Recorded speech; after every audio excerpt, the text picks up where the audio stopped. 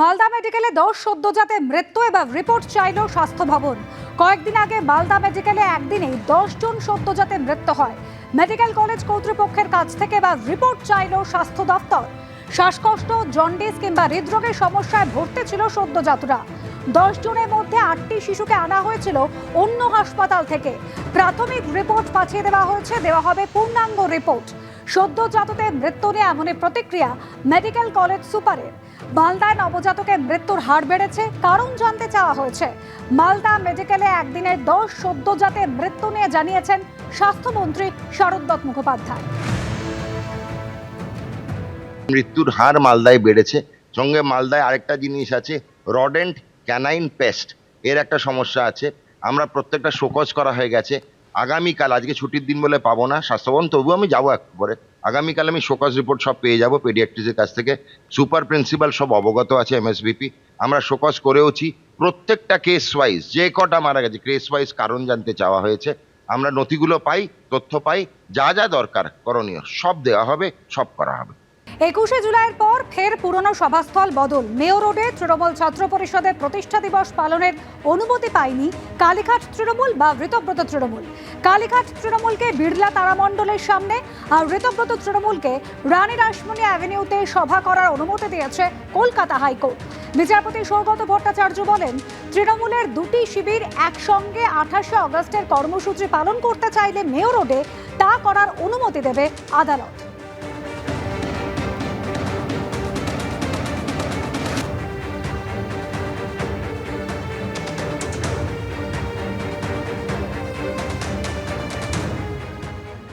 আমরা রাখি বন্ধনও পালন করব এবং তৃণমূল ছাত্র পরিষদের প্রতিষ্ঠা বার্ষিকীও পালন করব এবং সেখানে ওই আবার একই হবে। একদিকে মমতাদির নেতৃত্বে জনসমুদ্র, আর একদিকে কয়েকটা বেইমানের নেতৃত্বে প্লাস্টিকের চেয়ার। এটাও বিজেপি দুজনকেই করাচ্ছে। তার কারণ ওদের তো প্রতি মুহূর্তে প্রাসঙ্গিক করে রাখতে হবে।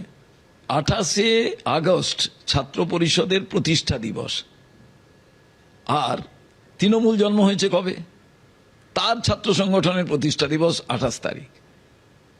এই যে কণ্ঠী হিসাবে চালিয়ে যাওয়া, এটাকে কেউ মনে রাখে না। নিজের গলায় যদি কেউ খারাপ গান গাক, ভালো গান গাক, সেটা মানুষ তাকে গুছিয়ে রাখে। অতএব ছাত্র পরিষদ তার সত্তা অনুযায়ী, তার যে নিজেদের আইডেন্টিটি অনুযায়ী তারা যে প্রোগ্রাম করবে, এতদিন বহু চেষ্টা করেও ছাত্র পরিষদের প্যারালাল তারা কিছু করতে পারে। আগরপাড়ার ছবি রাখবো আপনাদের সামনে। বিজেপি এবং সিপিএম এর মধ্যে সংঘর্ষ উত্তপ্ত হয়ে উঠল আগরপাড়া। সংঘর্ষে জড়ালেন দুপক্ষের বেশ কয়েকজন, আহত হয়েছেন।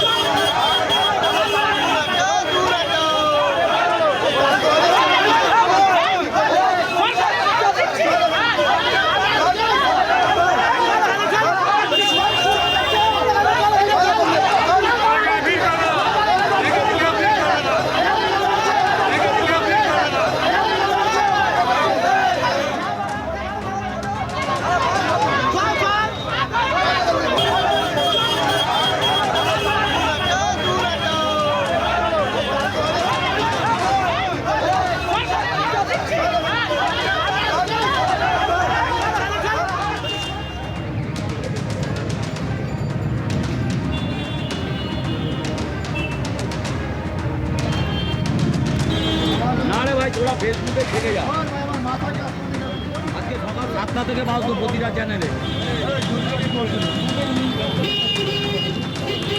ছোট করে কর, ছোট করে করবি, একদম কাজগুলো নিবি, দোতলায় আছে।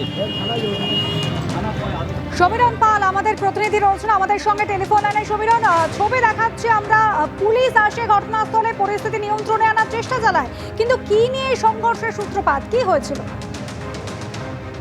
দেখো, গতকাল আগরপাড়া রসুলপুর বটতলায় সিপিএম এর দলীয় কার্যালয় এবং দীর্ঘদিনের পুরনো দলীয় কার্যালয় আচমকায় সিপিএম এর অভিযোগ যে বিজেপি আশ্রিত দুষ্কৃতীরা সেই পার্টি অফিসে ভাঙচুর চালায়। শুধু তাই নয়, এই সিপিএম পার্টি অফিস লাগোয়া একটি বাম শরিক দল আরএসপির একটি দলীয় কার্যালয় রয়েছে, সেখানেও হামলা চালানো হয় বলে অভিযোগ। এই সিপিএম পার্টি অফিসের দলীয় কার্যালয়ের যে জানলার কাঁচ সমস্ত ভেঙে গুড়িয়ে দেওয়া হয়। এই ঘটনার প্রতিবাদে গতকাল গভীর রাত থেকেই সরব হন সিপিএম কর্মীরা। তারা এলাকায় বিক্ষোভ দেখান, পরবর্তীকালে তারা থানায় যায়, ভোলা থানায় গিয়ে লিখিত অভিযোগ দায়ের করেন এবং দোষীদের দৃষ্টান্তমূলক শাস্তি দাবি করে।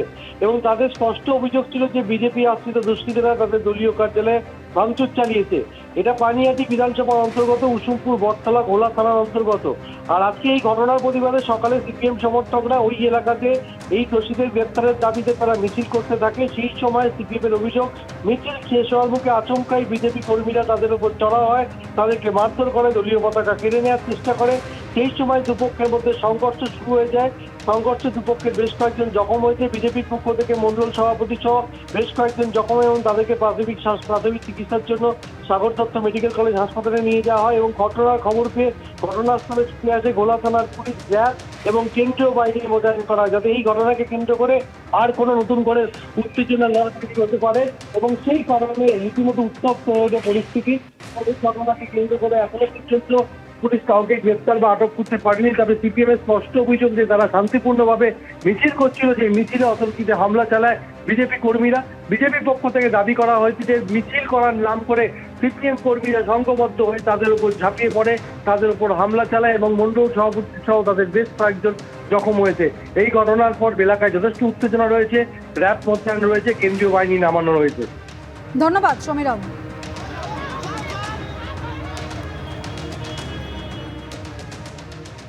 নবদ্বীপে ভেজাল দুধের কারবার, একজন আটক। নবদ্বীপের মহীশুরা ঘোষপাড়ায় ভেজাল দুধের কারখানা। ভেজাল দুধের কারখানা থেকে রাসায়নিক উদ্ধারের সন্দেহ ছড়ায়। তাহলে কি রাসায়নিক মিশিয়ে তৈরি হচ্ছিল ভেজাল দুধ? ভেজাল দুধের কারবারে আর কারা কারা জড়িত, তদন্তে নেমেছে পুলিশ।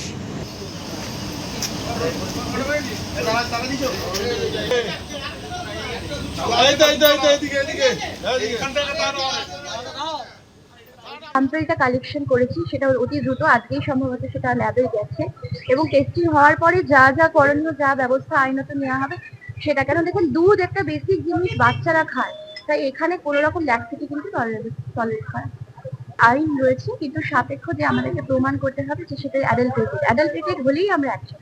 ভেজাল দুধের কারখানা চলছে, সেই মোতাবেক আমরা আসি এবং দেখি যে এখানে প্রকৃতপক্ষে একটা ভেজাল ব্যবসা চলছে, যেখানে 20 লিটার ভালো দুধ আর বাদবাকি যে 100 লিটার দুধ তৈরি হয় তার 80 লিটার দুধ হচ্ছে ভেজাল।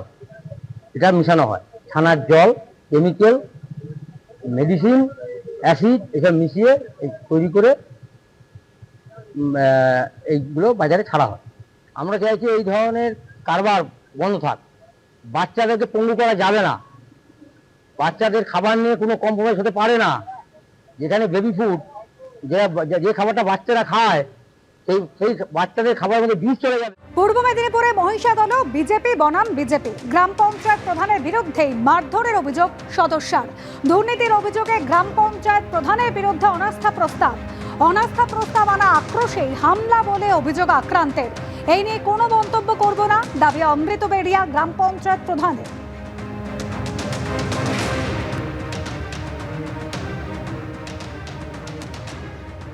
অমৃতবেড়া অঞ্চলে যা কিছু দুর্নীতি হয়, উনি প্রধান কোনো সঞ্চালকদের, কোনো মেম্বারদের সঙ্গে কোনো আলোচনা করেন না, উনি নিজেতেই সব কিছু করেন।